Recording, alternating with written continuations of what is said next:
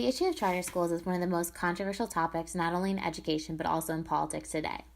Part of the nuance of the issue is that since charter schools are so varied, it's difficult to pinpoint what exactly makes a school effective. However, there has been a trend of a certain type of charter school, first pioneered by the KIPP schools but then taken up by other charter schools such as Roxbury Prep. These schools feature zero tolerance, no excuses, that hope to bolster student success with high expectations. A shared aspect of most of these schools is a very strict dress code or uniform. Proponents argue that they create a sense of school pride and respect and even lessen disciplinary problems. However, as someone who grew up in a prep school with a very strict dress code, I was curious to find out if these expectations met the real experiences of actual students. So I set off to talk to as many tough students as I could who had grown up with a dress code or a uniform in middle and high school. If there's one thing I took away from the interviews I conducted for this podcast, it's that women tend to have a lot more to say about dress code and school uniforms than men do. By and large, the men I talked to looked back on their school uniforms with indifference. My friend Sid remembered that his high school dress code was more or less what he'd wear anyways, so it hadn't made such an impact on his life. These days, you can usually find Sid in a plaid button-up and jeans, not so far from what he was mandated to wear in high school. When we met to talk, he had on a Kendrick Lamar sweatshirt, a blue t-shirt, and dark jeans, which is about as radical as any outfit I've ever seen him wear in our 2 years of friendship. So first, can you just say your name and where you went to high school? I'm Siddharth Jajarkar, and I went to Cincinnati Country Day School. Great. And can you describe a little bit about what your dress code was like? So it was actually separated by gender. So men had to wear, it was in middle school, no denim, and either shorts or pants, nothing athletic, so no athletic shorts or sweatpants. And your shirt had to have a collar. That's for middle and high school.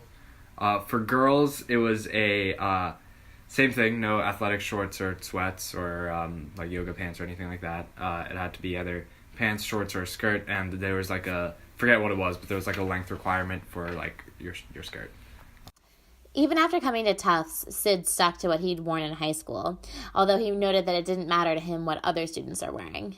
Difference I have noticed, like a lot more people coming to class in like relaxed wear, which was at first something I wasn't used to. So like coming to pants and like sweats was like coming to class in sweats was like pretty new to me. At the same time, it doesn't really affect my learning though, right. So it doesn't really impact me. But I do definitely prefer to be. I know it's strange, but I prefer to be well dressed in class, like to a degree. I'm not sure why. It just makes me feel a little more mentally present, I guess. Yeah. Similarly, my friend Trent, who attended Green Farms Academy in West Point, Connecticut, remembers liking the dress code. Trent's only complaint? He wanted to be able to wear shorts in the summer. I'm kind of glad I couldn't wear sweatpants, to be honest, because I would have. In college, I've worn sweatpants sometimes, and I always just feel so much shittier in class. Yeah. Wearing sweatpants and a sweatshirt and a hoodie. It's just like, I can't focus. I don't know if that's because I never did it when I was growing up, or because I don't know which is which, but it's like, I did like it, especially because in like 5th and 6th, or 6th, 7th, and 8th grade, like, you have to wear a polo, and it has to be khaki, so you're not really concerned with what I'm wearing personally. Not that I really cared that much anyways, but I'm trying to think what the girls' dress code was. They could wear skirts, but it had to be like a specific school skirt. I don't know. I know there was a lot of people didn't like it, but I wasn't. Yeah, okay, interesting. And then do you think that, like you mentioned that now that like you know how to tie a tie, or that you feel more comfortable like dressed in, for lack of a better word, like real or formal or formaler clothing, do you think that has made you more comfortable like in the workplace, or wearing formal clothes like for job interviews, that kind of thing? Yeah, so I'm like I feel more comfortable wearing like a coat than I feel like a lot of people do, and I enjoy wearing like nicer clothes now because of it. Because like at first when I did it, I thought that they just all had to be uncomfortable and not fit well, but I learned that you actually can have comfortable clothes that look good, and so I kind of did appreciate it because I've come to like I feel like I make an effort to dress well and dress better in everyday life just because of it, and that's helped me because you never know when you're going to make a first impression. So most of the guys I talked to felt like Trent and Sid. Some liked dress code because it taught them to dress better, some disliked it because it was annoying, but for the most part, they didn't seem to care. However, when talking with women, it was a completely different story. Each of the conversations I had with female students went on for 15 or 20 minutes at a time as we delved back into the dark, confusing, and taxing world of female adolescent body image. My name is Haley Short. I'm 21 years old. I had a dress code / uniform from 5th through 8th grade at the Bement School in Deerfield, Massachusetts. Our uniform was on Mondays. We had to wear blazers, white shirts, khakis, dress shoes, and for like formal dress days, it's the same thing. And dress code normally was like khakis or black jeans, but mostly khakis, longer skirts, and collared shirts. I really didn't like it going in because when I was in 4th grade in elementary school, I wore only sweatpants. You're right. And that was really hard for me to know that I had to change. So starting in 5th grade, I was like, I didn't really know who I was and was sort of like figuring it out. And I found it uncomfortable mostly. And then moving up into 6th grade in upper school, it was sort of a big part of like, it felt like a barrier in terms of understanding my like personal style, which was it's really important for, at least for in my school, for middle school girls to like dress a certain way. And it was really hard to find the right things that fit well and that looked good in my 6th grade imagination. So mostly like, I don't think it made any difference in how I learned. It mostly made me kind of self-conscious. I know that's like a really big identity formation time for a lot of people, and feeling kind of weird in my body and weird in the clothes that we were forced to wear did not help with that. Yeah, that's something that I think a lot of people I've talked to experience, especially girls, like during that period of puberty, which is already very sensitive in terms of body imagery. Yeah. You know, not all, for lack of a better word, business casual clothes is not really meant for like changing, you know, prepubescent bodies, and I think that can be a real source of like stress, is trying to figure out how to dress that way. It's also really, really hard in the summer and in warmer times of year because it's almost impossible to buy shorts for girls that aren't like knee length but are appropriate for the dress code. And there were cases where like girls got sent home because the shirts weren't long enough, which is like happens all the time. Not sent home, but had to go change, and that was like super frustrating. Also in terms of like looking at high schools, that was kind of a feeder school for private schools in the area, and the school down the road had a really strict dress code, and I was like, I'm not going to a school with dress code again. This is awful. And I went to a school that was also private, did not have any kind of dress code at all. Besides, like, you can't wear your pajamas. That was like a recent thing when I got there. They had to, you can't wear pajamas. That was like the only dress code there was, and you couldn't wear like spinach straps. But that was like really freeing to be able to sort of express myself in a way that was not confined to like Land's End. I think that there definitely was also like interesting because like the body stuff is interesting. Is like the clothes that are designed for certain kinds of bodies, and if you are like, for me, I was really tall, so like it was like hard to find things that fit me well, and like catalogs like Land's End. I had another friend who was like, she was also really tall, but she was also curvy, so it's like really hard for her to find clothes that fit. There was a girl in my class who was very, very busty at like age 12, and could never find button shirts that fit over her chest, and she was like also very conservative, and that was really hard for her to have to dress a certain way because you can't wear sweaters, and like it was really challenging. Right. So I think that's really interesting. So like what's distracting is like if you're uncomfortable physically in what you're wearing, like I think that's more distracting than any kind of length of the skirt. Right, provocative outfit, right? Quote unquote provocative for a child. 14-year-old. Yeah. But I definitely tossed all of that stuff as soon as I could when I left the school. It was like, I never want to wear a collared shirt. I still don't wear them because I find them, they make me uncomfortable. Yeah, I also have flashbacks with the knee-length skirt and won't do it. Yeah. I don't want to go anywhere near pleats or buttons or any, and I'm like going to job interviews, so like I need to like wear this stuff to like look professional, but I go for anything else besides that because it's like traumatizing. It's like, this is not memories I want to look back on. Nothing positive here. Haley's thoughts brought up so many memories for me of standing in an H&M or Old Navy dressing room, looking for that one perfect dress for the first day that would somehow hit the sweet spot of being cool and pretty and interesting, but also knee-length without looking like a hand-me-down from my mom. Shockingly, these were far and few between. I was lucky in that first and foremost, I had a body type that conventional stores catered to. I could walk into them all, and although it takes some time and probably at least one argument with my mother, leave with something in my size that fit the rules of the dress code. I was also lucky that my family could afford to buy more formal clothes that tended to cost more.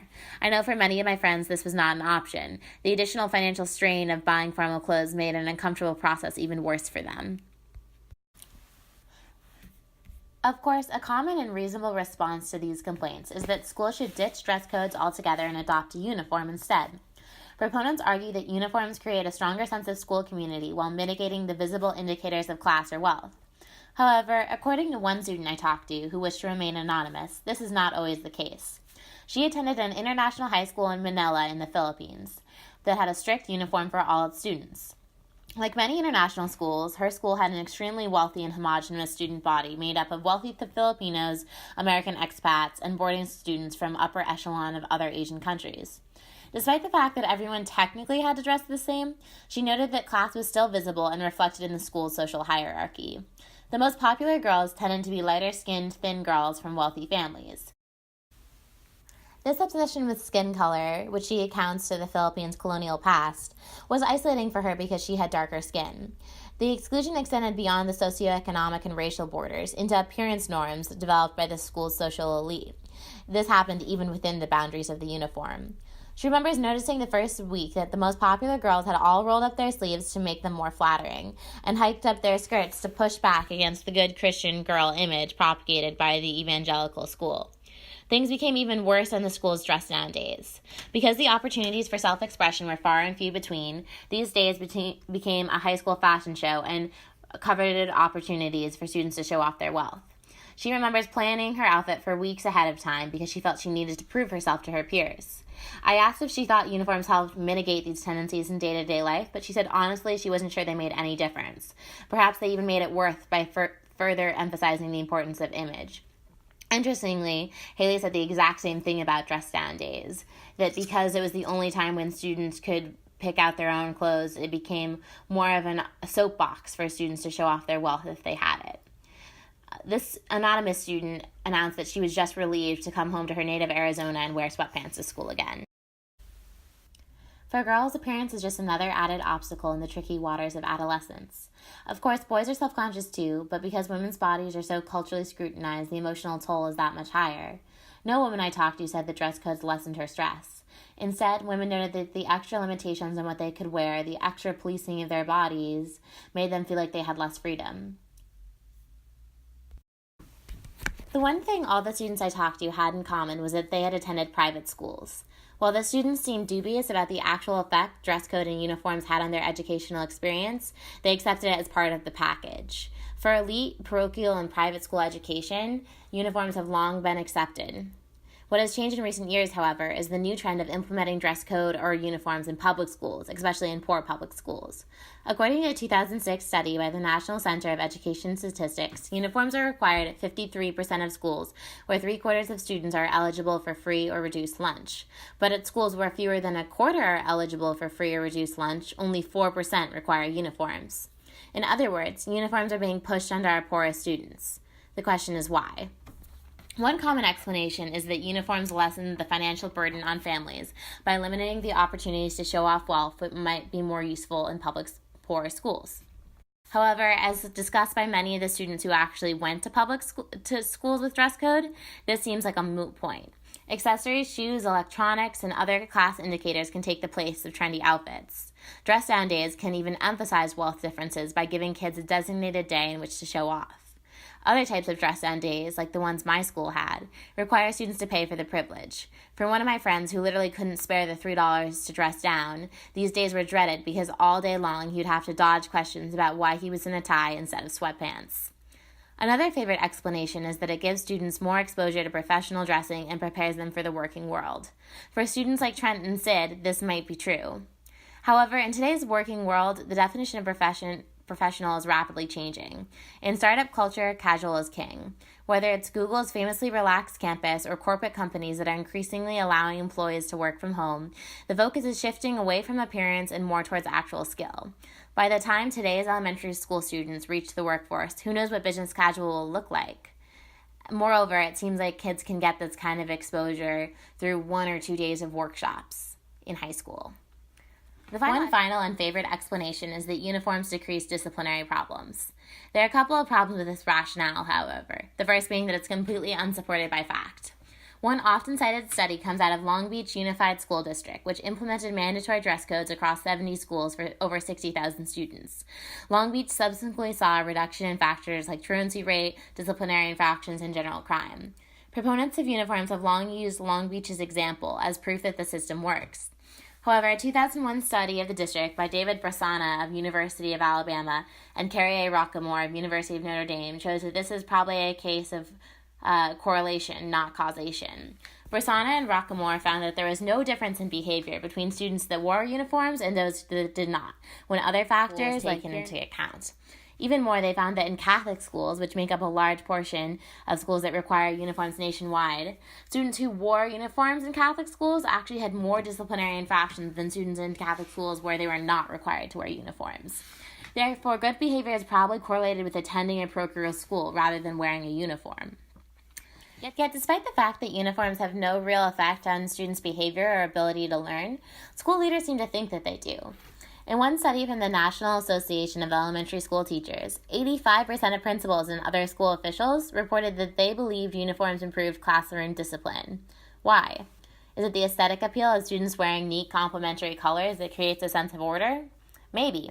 But I think the real answer lies in the word discipline. Unlike other countries where school uniforms have long been a part of education, American public schools have traditionally shied away from uniforms, instead prioritizing freedom of expression. In fact, it wasn't until Bill Clinton took office and began pushing uniforms as part of his education reform campaign that the fad took hold. Before then, uniforms were a sign of an elite private or parochial education. Uniforms in America have always been equated with wealth, power, and therefore whiteness. When schools institute dress codes or uniforms, they're propagating a very specific image, one of wealth, privilege, and traditional whiteness. So when they argue that this type of dress helps students learn and behave, schools are subtly reinforcing problematic cultural narratives about what intelligence looks like. When students are told that they need to dress differently in order to learn, the implicit message is there is something wrong about their racial, economic, or social, cultural background. If the image the school strives for is rooted in traditions of wealthy white elite, students that don't fit into this mold are subtly told that who they are is not enough. Even more, uniforms limit students' opportunity for self-expression, which suggests that they aren't worthy of trust. In fact, the prison analogy might not be out of line. Mark Oppenheimer, who wrote an op-ed in the Times this September against dress code, put it particularly well. He said, uniforms are one more way that surveillance of the unpowerful, the poor, people of color, and that great unheard group of the young has become increasingly acceptable. I would add women to his list.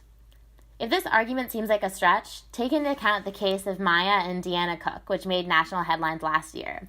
The sisters were sophomores at Mystic Valley Regional Charter School, just in Malden. The girls, who are African American, decided to start wearing braided hair extensions over a school break. When they returned to school, they were told that their hair was distracting and unacceptable to the dress code, despite the fact that many white girls dyed their hair or had hair extensions. The Cooks refused to remove their braids and were subsequently barred from prom and threatened with suspension. Unfortunately, their experience is not uncommon.